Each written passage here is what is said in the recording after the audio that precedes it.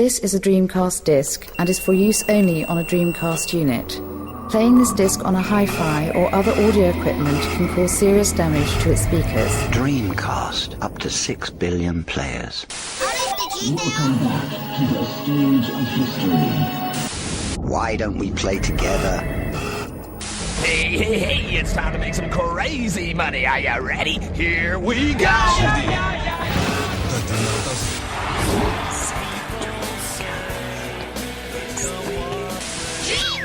Please stop this disc now. Hello and welcome to the very first maiden episode of the Dreamcast Junkyard podcast, also known as the Dreampod. The name for that will become apparent shortly when I explain it. But first of all, a couple of introductions. My name is Tom. I write on the Dreamcast Junkyard site as Tom, obviously, because that's my name. And also I've quite a lot to do with the Facebook page and the Facebook group. Joining me this evening is Rob. Hello. My name's Rob. I also do some writing on the Junkyard, or I've been doing so for the past 8 months or so. Journalist by profession. Write about lots of things. Video games are one of those things. So you're an actual journalist. An actual journalist. Can you believe that? Wow. And on the left, I didn't say on the right, but on the left is a esteemed junkyard stalwart. I don't know if that's what you want to call him, but the Gagaman. That could work. Hello, I'm the Gagaman, or Aaron. You can just call me Aaron if you like. I was kind of Dreamcast Junkyard writer number 2, I guess you could say. Yeah. I was like the first new person to sort of join in all those years ago. God, yeah, it's almost 10 years ago, isn't it? And I set up a YouTube channel and made a bunch of silly videos on there that people liked. And Cool, yeah. Just going back to that, Aaron Gagaman, that was it was less than a year after the site started that you joined. I can't even remember how I found the blog now, but even more interesting is the fact that we only actually met each other for the first time last year at London Anime Con. Yeah, true, yeah. Because we'd conversed over the internet for almost a decade prior to that, and then we met for the first time last year. Yeah. So, yeah. So anyway, thank you for joining us for this. I think we'll call it issue or episode 0, just like the like the pilot. Yeah, also Yeah. the official Dreamcast magazine had an episode 0 or an issue 0 where it was kind of out before the Dreamcast actually launched. Yeah, that's I true. remember. With the video and that, yeah. Yeah, and the woman kind of kissing the Dreamcast. Turn me on the cover. That was it. Turn me on. Yeah. Oh god. Yeah. You don't get women kissing consoles anymore, do you? It's just not enough of it. It's too PC these days. That's why. It's a different time. So, guys, right, what we're here to discuss is obviously the Dreamcast, and a console is nothing without games. So I thought I'd just ask, if you're playing anything at the moment on your Dreamcast, Rob? A lot of people probably aren't going to be too impressed, but I decided to start replaying some of the Tomb Raiders. Okay. Some of those early games. I know they get a bit of a bad rep now, and quite a lot of them rightly so. But with the news of the next Tomb Raider, which is coming along, I forget its official Rise title. of the Tomb Raider. Rise of the Tomb Raider. Yeah, it's an Xbox One exclusive, and I don't know, there was something about the fact that I wasn't going to be able to play because I've got a PS4, so I thought I know what I'll do. I think it's going to be a timed exclusive. I think they were very sort of it's exclusive-ish. Yeah, they've probably got it for the first 6 months or something. Yeah. I think that's what it sounds like. They're just being very sort of funny with their wording of it. Yeah, you're probably right. It was just something, because I played the last one again. The name slips me, Tomb Raider Origins or whatever it was. I think it was just Tomb Raider, but yeah. Just the Tomb Raider. Yeah. And I had fun with that, but the one thing that I felt didn't have enough of was actual sort of the tomb raiding aspect of Tomb Raider. Yeah. There was a lot of murderizing. You probably should have been called Bloke Shooter.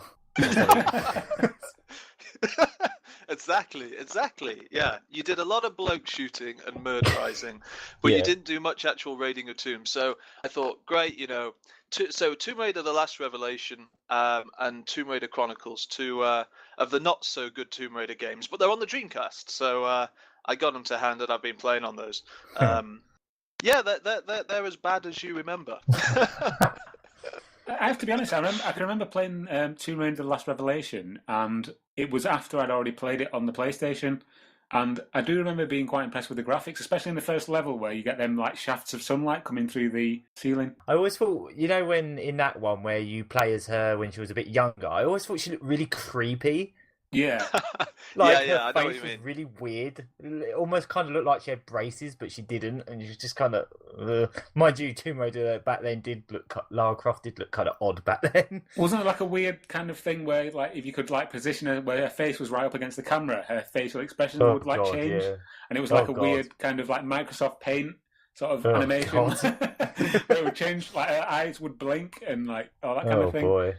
Anyway, enough Tomb Raider. Gagaman, what have you been playing? The last thing I played was I did a live stream a couple of weeks ago with my girlfriend, and we were playing through Toe games because the Kickstarter finished and it was successful, like for the new game. So we were playing through. Well, we played through the original game on the Mega Drive, but then we played the third game, the prototype on the Dreamcast. Excellent. Yeah. Cool. Yeah, we were trying that out. We actually tried it on 2-player because I hadn't tried that before. And it's slightly broken when you play it 2-player. It works, but like the map doesn't work properly. It sort of like doubles up. And when one of the players dies, they're just stuck there. They just lie on the floor and just get stuck there, and you can't progress the next level because they're just lying there forever. Which is a bit weird because obviously it's just like a type early beta or something. Yeah. I've tried multiple times to actually download and burn a copy of it, but because I'm an idiot, I can't actually get it to work. But yeah, I mean, it does look quite interesting. Is it like? I mean, how complete is it? Is the music and everything in there? Or yeah, it's all music, sound effects, all the controls work fine. It's just like a random mode where you just go from floor to floor. There isn't like any particular aim to it, and once you get so far, I think it just crashes. But like, apparently, there was a live stream with the creator Greg back on I think it was like the day before the Kickstarter ended, and someone asked him about that prototype, and he said that he reckons the version that got leaked is earlier than their last Dreamcast build. Apparently, they almost finished the Dreamcast version before it got moved to Xbox, and they went, can you just change it, please, into something else entirely? Do you know what's funny about the Dreamcast version of Toe Jam and Earl is the fact that there was nothing in any of the magazines leading up to the point when it got cancelled. No. I don't remember seeing any screenshots or hearing I've never anything about it. At E3 in 2001, they showed footage of it. Oh, okay. Yeah, there was like some gameplay footage, and I think there must have been some kind of demo at E3 maybe, but I definitely remember seeing trailers like on IGN on a tiny little video back then. Yeah, well, that's interesting. I don't remember seeing anything like that. Yeah, interesting. What happened with that game as well is the prototype on the Dreamcast plays very much like the original Mega Drive game, but then obviously the Xbox version they had to change it. Sega asked them to make it more like. Apparently, they asked them to make it more like Donkey Kong 64. For some reason, they apparently slapped that game on the table and said, "Make it like this." I don't know why. What a mess! Yeah, basically, and that's what they ended up with—a mess. That's true. And then they were all fired. Yeah, and this is why they've obviously done a Kickstarter for a new game without Sega, because they don't want them tampering with it, basically, because that's twice that's happened. The second game was going to be almost an expansion to the first game, but then Sega went, can you make a platformer instead, because they're more popular, kind of thing. So, yeah. Wow, so you've played Toe Jam and Earl 3, Toe Jam and Earl on the Dreamcast is the last one you played. I don't think I can beat that, to be honest, especially when you hear what the last game I played actually was. I won't hold you in suspense any longer. It was World Series Baseball 2K1. Oh, wow. Oh, God, that game I thought had motion controls once. Yes. When it turned out the game was playing itself. Yeah, for anybody listening who obviously didn't see this, several years ago we had a major scoop on the Dreamcast Junkyard main site where Gagaman thought that he'd unlocked another game that was motion control enabled, whereby he thought that the maracas were, swingable and you could hit the ball with the maracas, and the amount of hits that post alone generated was through the roof. And it was only later that he realised that it was actually in demo mode when he was playing it. It was on like a CPU versus CPU mode, so the game was just playing itself. That even got covered in on proper, like major, like mainstream games websites. Yep. I'll name no names, but some of them are still going now. Yeah. Professional journalism right here. Oh hell yeah! Only the hottest exclusives. I photoshopped like screenshots of the game to have them like sombreros and everything. Oh, good old days. Did we have to publish a retraction or something? Yeah, we did. Yeah, I did a big cocked up there. Sorry. But at least the Furture Tennis was right. At least that was real. Yeah, that's and true, that's still quite fun actually. To be fair, that's pretty much how journalism works. You just print something, and then if anyone complains, then you just print a retraction. Yeah. Very small on page 12 of the newspaper. Yeah, exactly. Bundled in the corner. Exactly. Yeah, so World League, was it Major League Baseball or World Series Baseball 2001? Yeah, World Series Baseball, yeah. Do you know, recently I've kind of become quite interested in the American sports games, the 2K series, because quite a lot of them weren't released here. Obviously, the World Series games and the NFL games. Yeah, and then they did some college football ones as well, didn't they? It was NCAA. That's it, NCAA. Yeah. It's really interesting that Sega didn't actually release those games in the UK because they were at the time some of the best games in their genres. Oh, absolutely. They were overtaking EA at that point. Yeah, totally. I have noticed though that they do employ quite a few graphical effects throughout the series, and one of the most odd ones that I've noticed is that in NHL 2K, the ice hockey game, the crowd is made up of these sort of flat. They're not sprites. They're kind of flat cardboard cutouts. Okay. Of people.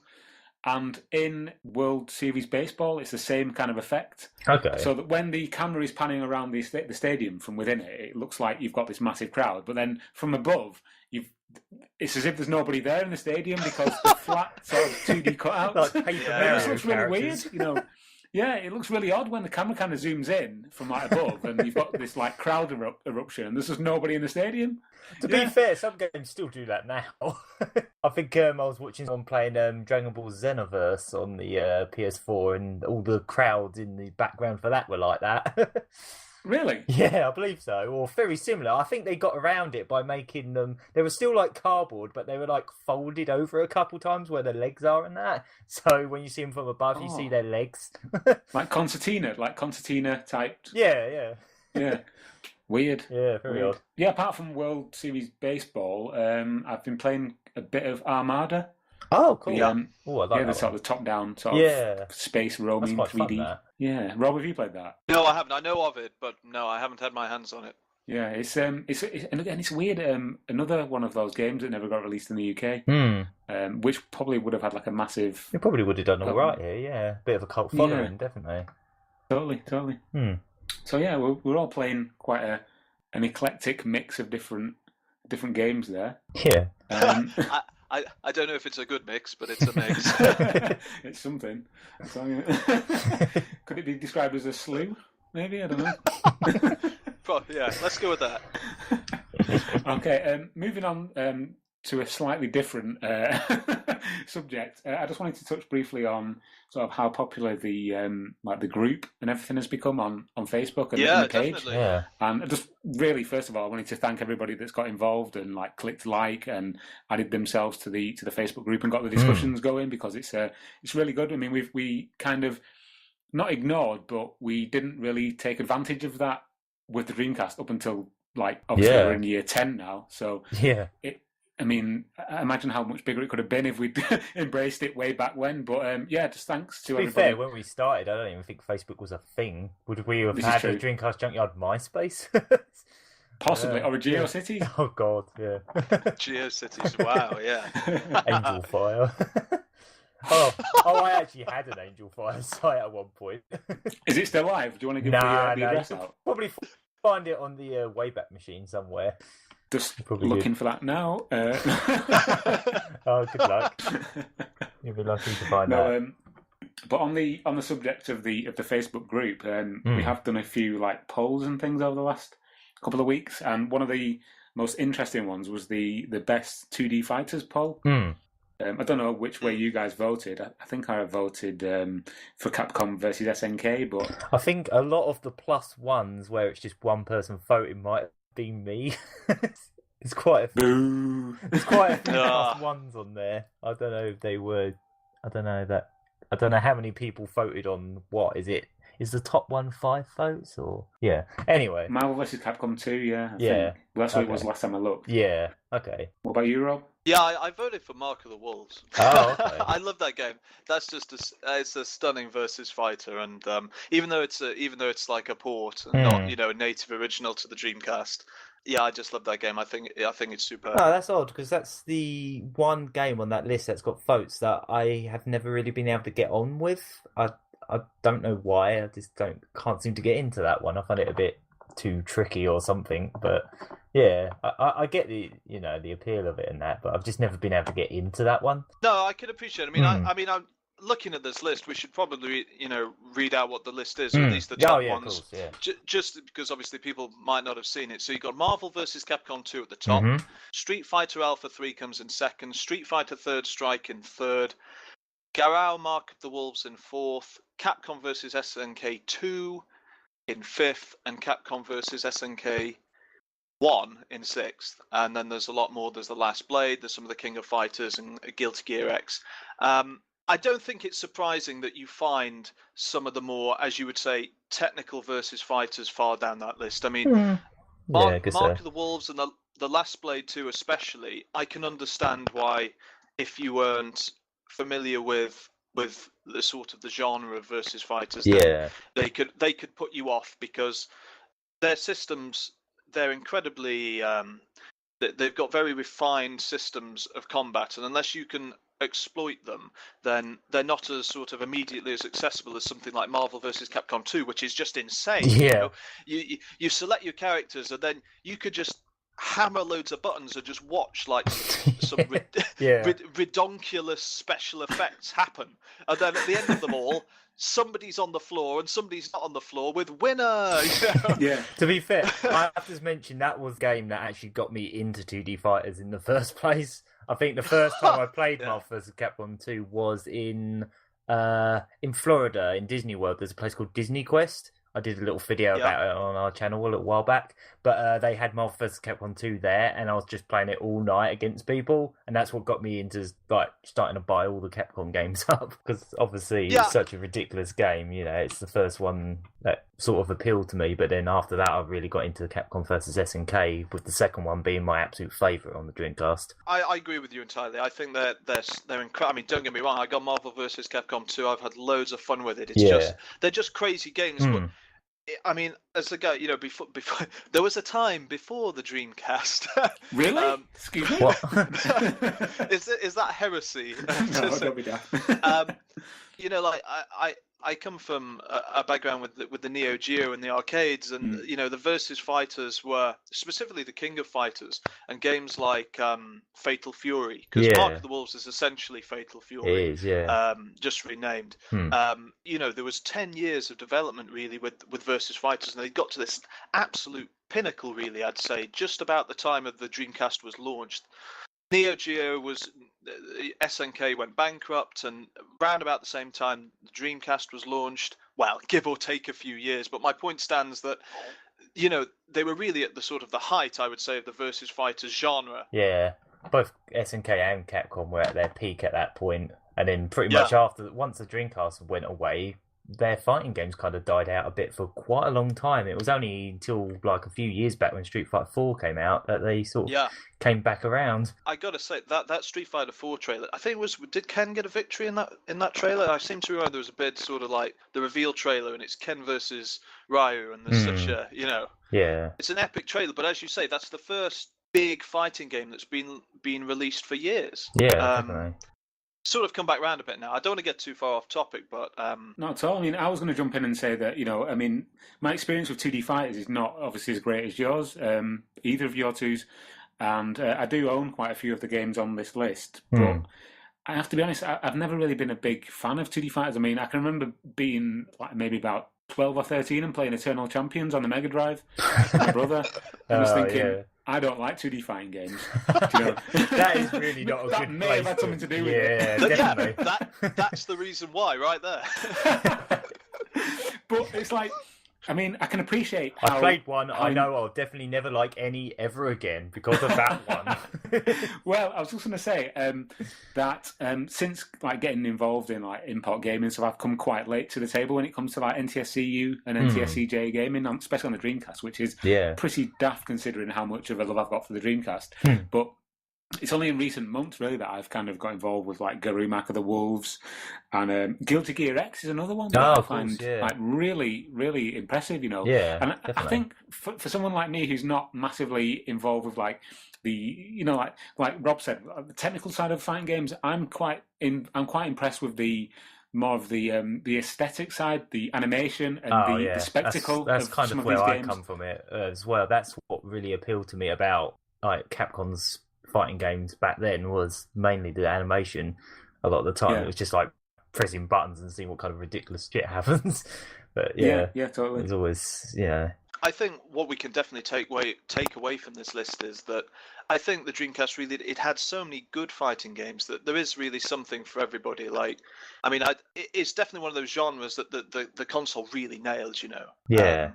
I mean, there's a couple in that list that are not even there. Like, you could get what's it called? Vampire Chronicles. There was like there was a port of Vampire Chronicles, which is basically the same game that was on the Sega Saturn, but like with an online mode tacked on. You could even get Street Fighter 2 for it, and all that's really expensive now for some reason. But yeah, I have to also give a little nod to Last Blade 2. That's probably one of my other favourites for completely different reasons to all the other ones, because it's got such a unique style and tone and charm to it that most other 2D fighting games don't have. It's actually kind of sort of mellow and also a bit more melodramatic. And there's a character in that game that every time she kills someone, her victory is her crying. she just gets on the floor and just bursts into tears every time. Yeah, you don't get many fighting games that do that. Like, actually make the characters realise what they're bloody doing. That was something I really liked about that game. It was just really unique. Even like the soundtrack and everything about it was cool. Okay, I think we'll move on slightly. There's something I wanted to ask you both that's not actually sort of on the list, and I just really wanted to know what your history with the Dreamcast is. Just to give a bit of background to people listening to this, myself and the Gagaman did a podcast with Sega Bits a few months ago, because one of our sort of team members is also quite heavily involved with Sega Bits, and we spoke a bit about how we first became involved with the Dreamcast and our memories of it. But I'd just like to sort of revisit that. Okay. And I'll start with you, Gagaman. What's your history with the Dreamcast? Well, I was one of those unusual kids that actually wanted the Sega Saturn over a PlayStation, and it was mainly because I was obsessed with Sonic as a kid, and pretty much anything that had Sonic on it, I had to have. And it was like, my mum tried to convince me into getting a PlayStation. I was like, but it ain't got Sonic on it. And then obviously no actual proper Sonic games came out on the Saturn. But then I was buying the official Saturn mag at the time, and that was sort of in '98 when no one was playing Saturn, and the magazine was still going. And then they announced the Dreamcast of it. Hey. It was probably me and you just keeping Sega Saturn magazine going. Yeah. And then like they announced the Dreamcast in there, and obviously one of the first games revealed for it was Sonic Adventure, and that, as a sort of, I must have been about 12, 13, whatever, that blew my mind. Them screenshots of that game, it was like, well, I'm definitely going to have to get a Dreamcast the second it comes out of here. So yeah, that's basically, it was Sonic at first that got me enthralled into the Dreamcast, and I was big into Sega even at that point anyway. So cool. You know. Rob, how about you? Yeah, it's kind of the same really. Like, I can remember that I always felt that the sort of not the UK based advertising campaign, which, you know, Tom, you've covered on the side a bit, was very, very distinctive, a bit weird, but a lot of the coverage coming from America and coming from Japan at the time, I don't know. The hype seemed to be really, really big with the Dreamcast, or at the time it really, especially in America. Yeah, it really seemed to be like, yeah, it would literally. I mean, it would blow so many of its competitors away, and I can remember getting incredibly excited without really even having any sort of UK-based advertising or even UK-based journalists telling me that you should be excited, you know. And then, I mean, I suppose it's the same with many people, but as soon as I saw, you know, the Emerald Coast in Sonic Adventure, I think they had a custom-built demo run, I seem to remember, that they were sort of wheeling out at the time, just literally having him going through Emerald Coast and many different... It just blew me away at the time. And coming from, you know, at the time, the Saturn, I mean, it was...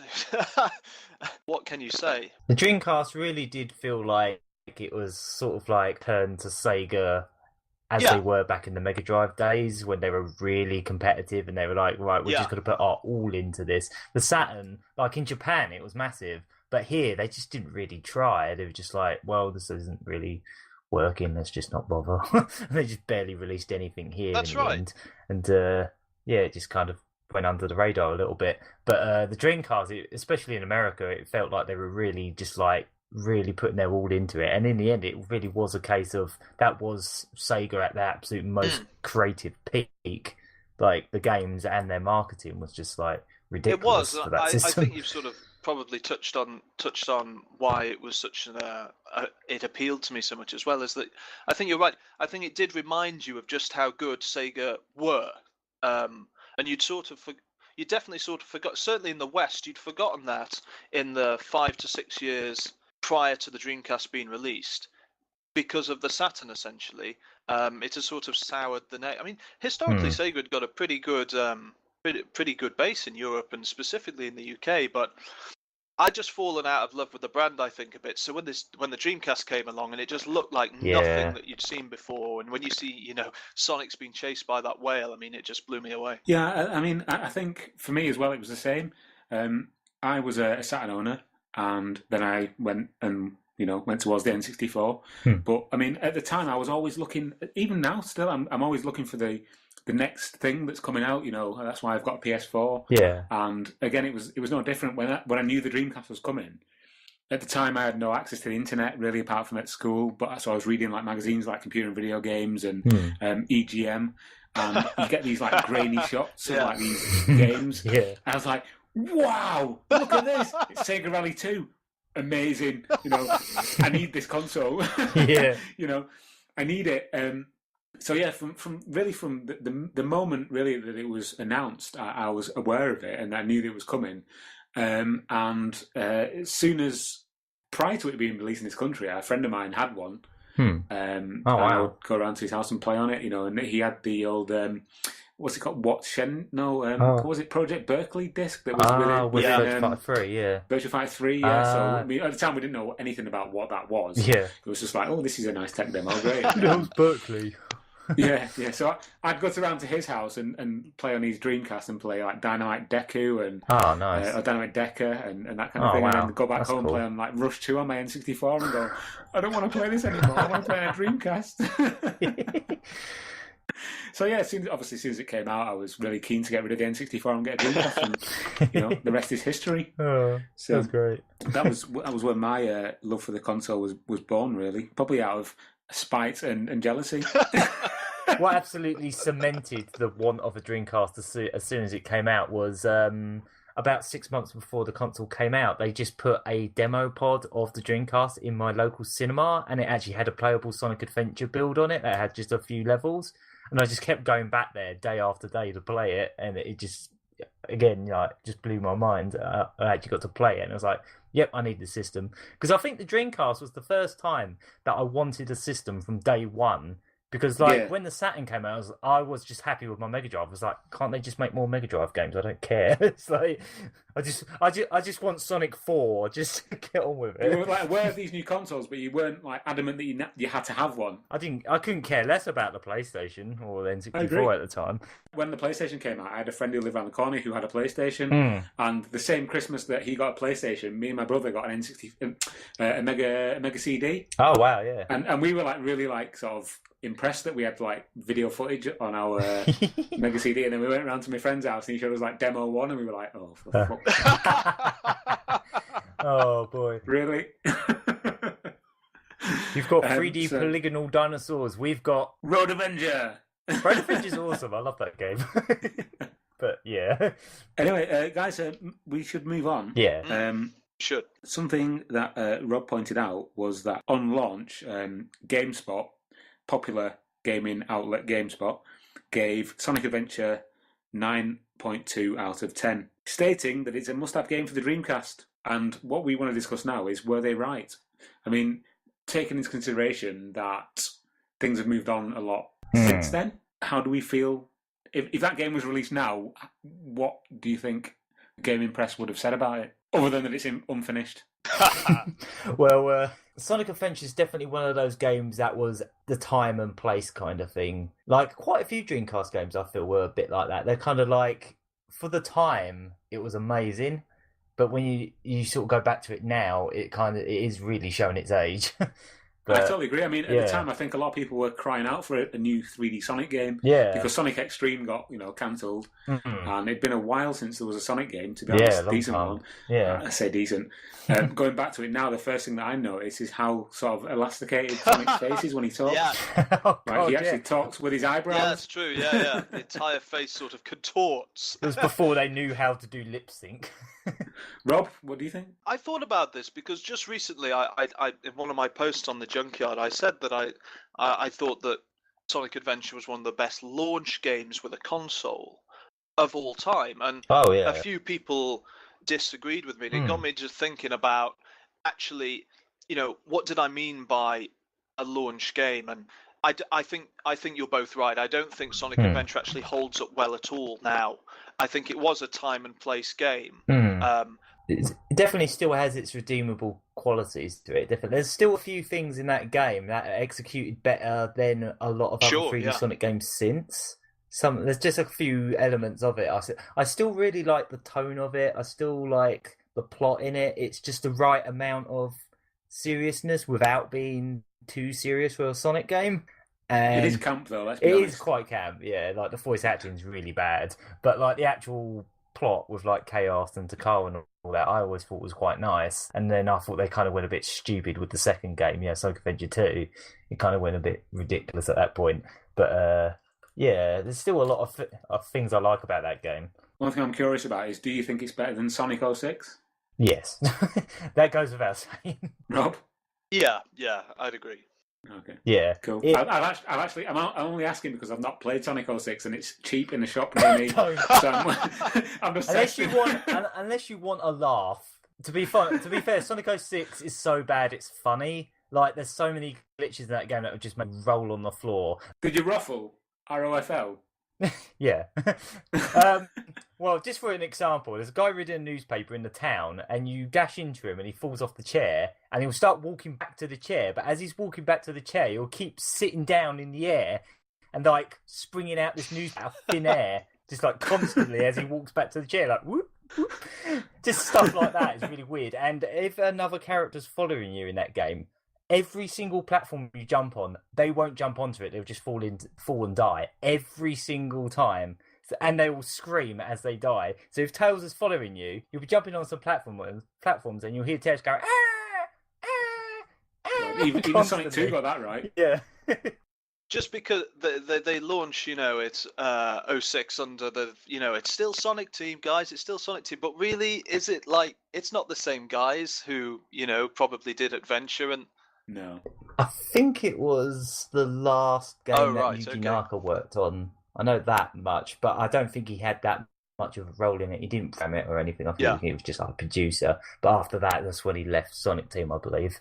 But he gave no fucks at that point, did he? Because he was just like, right, I'm going sick after of it. this. Like, I'm out. He's thinking, yeah. Yeah. You know, like the last couple of days of school when you're just about to leave, and it's just like, yeah, I'm not doing any work. You know what you're gonna do to me? You know? Yeah. Stop this. I'm gonna go make games like Let's Cat. Sorry, the last thing I would say about Sonic Adventure is that, you know, like I agree that I don't think it is better than 06, but it doesn't stand up. But still, as a sort of in a very narrow bracket of genres of launched titles, it does have something about it. It's something that's intangible, you know. Like, I don't know if there's obviously probably a little element of rose-tinted glasses, but there was definitely something about that game selling that console in the West. I mean, I imagine it sold like hotcakes in the East as well, but I don't know. People seem to lose their mind when they saw Sonic Adventure running on the Dreamcast for the first time. Yeah, some of my absolute fondest memories of gaming in general was getting a Dreamcast and playing that game from beginning to end for the first time. That is one of my fondest memories. Even though the game doesn't hold up now, like back then it just blew my mind, and it was like the greatest thing I'd ever played at that point. It just felt like so good to me. And I don't remember falling through floors. I think one thing that's kind of tainted like its reputation a little bit is the ports, like the Sonic Adventure Deluxe and all that, because they were actually glitchier. So people have played those and gone, oh god, that was a glitchy mess. But the Dreamcast one actually had slightly less glitches, I want to say. Like the GameCube and the PC versions are actually a little bit more broken. I think we've dwelled on that one long enough, and I think it's probably coming towards the end now of what we wanted to do today. There's a couple of not announcements, but I want to give a couple of shout-outs. First of all, I wanted to say that it's not just us three who kind of run the Dreamcast Junkyard. There are a couple of other guys as well who couldn't be here for whatever reasons. We've got Gaz, who's lost Ruin. We've got Barry the Nomad, who obviously, again, works for Sega Bits as well. We've got Caleb. We've got Alexander, who writes under the name, I think it's B-sharp Major General, not B-flat Major General. 1 and 2. Yeah. Yeah, there's 7 of us now, so I just wanted to thank those guys. And some of them couldn't be with us, but obviously because of the time difference with the UK and the US, and hopefully in the future they will be able to get on the podcast as well. Yeah. Something else I wanted to mention as well is massive thanks to a guy called Mike Phelan, who not bequeathed to us, but made me aware of a PDF that he'd been working on for about 3 years, which was the ultimate Dreamcast collector's guide. That was incredible. The amount of work he put into that. I was just going through that with my jaw just down. How much attention to detail, even the bloody codes, whatever you want to call them, like the actual manufacturer codes for every single game was ridiculous. A few months ago, I reviewed an app on the site called Dreamcast Collector, which I thought was pretty. I downloaded that once. It was all right, but. Yeah. It's not comprehensive. It's not. For example, there's a lot of there's a lot of US games, a lot of UK games. Yeah, but there's no Japanese games at all mentioned. Yeah. And the list that Mike created was just completely and utterly definitive. Absolutely, and it's even got everything. Stuff on it. Yeah, exactly. Everything. It's got white labels on it. It's got demos on it. It's got. I love that he also put a section for the Japanese games where he actually put lists of games by how easier they are to play without knowing Japanese. I love that. He put a whole list the games that are just perfectly fine to play, the ones that are text heavy, and the ones that there are surprisingly a lot of those games that literally have zero language barrier or very little language barrier. And I think you're right. It was not advertised well enough. And I got to say this guide really does give you everything you need in that regard. Rob, I mean, you're quite sort of au fait with Japanese collecting and culture and stuff. I mean, how accurate was the list, as for someone like you who plays Japanese games a lot? My collections are nowhere near the size of some of the other guys on the Junkyard. I'm not really a collector who sort of has to collect everything in genre. But yeah, it's a fabulous list. I think it's really good. And I think if you are one of those collectors who wants to collect 100% or is like a headhunter who wants the best from each region, this guide will definitely help you. I'm gonna have to actually print that list off and start ticking stuff and see what because My collection I kind of feel like I've almost done with it. Like, I don't want to own everything, so I haven't gone that route. I've just gone for every game I want to play more than once, basically. Yeah. Yeah, but I mean, it was helpful for me because like I say earlier on, I'm only just now getting into like NCSCJ collecting, so it's helpful to me to be able to see what I can actually play. I mean, stuff like Frame Gride, I really like to get into that. And I'm looking on the list, and it's like in like category B, so it's like, oh, that's quite playable. So fantastic, you know. When I got into Japanese import games, I was picking them up really cheap on eBay back when you could get them for like. I think there was like this shop that was doing them for like a penny auctions, and you just get them for a few quid in there. I was just buying random games that looked interesting and seeing what. So I've ended up with a load of really odd games in my collection and I ended up selling some that were complete rubbish, and just ended up with a lot of old games without really having that. If I had that list now, obviously I'd know what to avoid, but. The last thing I would say on it is that, as well, it'll help. I mean, I can't remember if he breaks things down to genres, but obviously coming from Japanese library, fabulous for shoot 'em ups, for versus fighters, for curiosities. I wrote about Lack of Love on the site a couple of months ago. They're amazing titles, and they're instantly accessible. I mean, equally.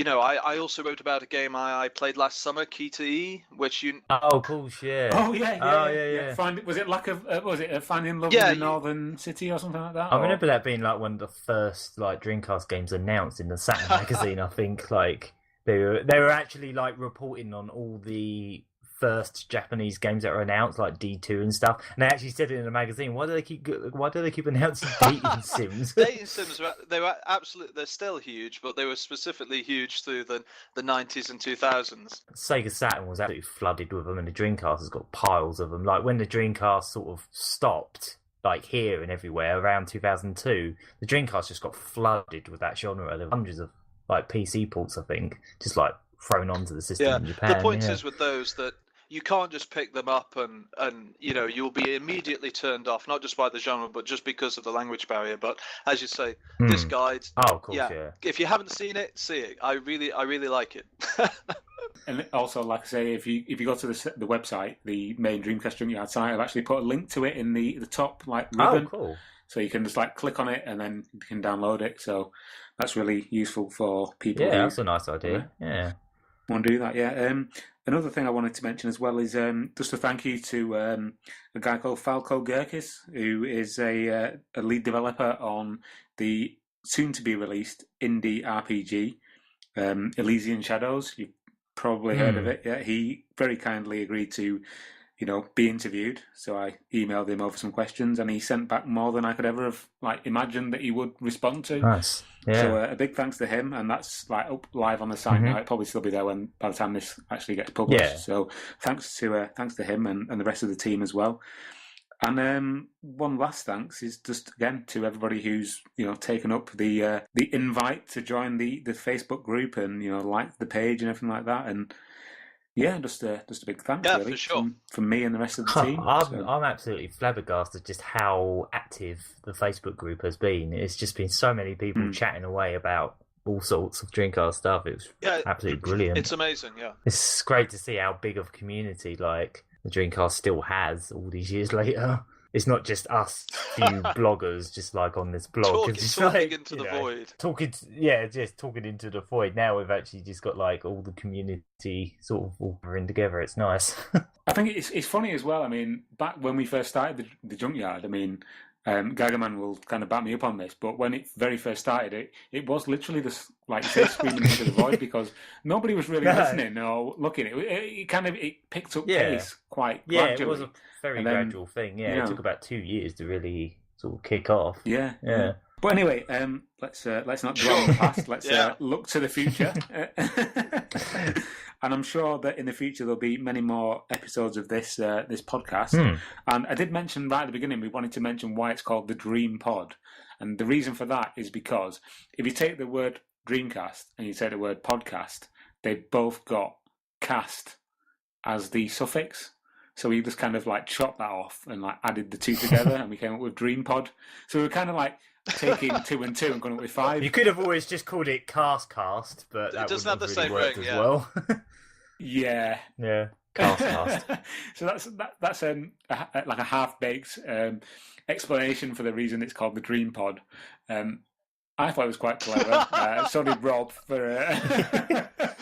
So I'm not completely blameless. But I think that will do for our maiden episode 0, as I said.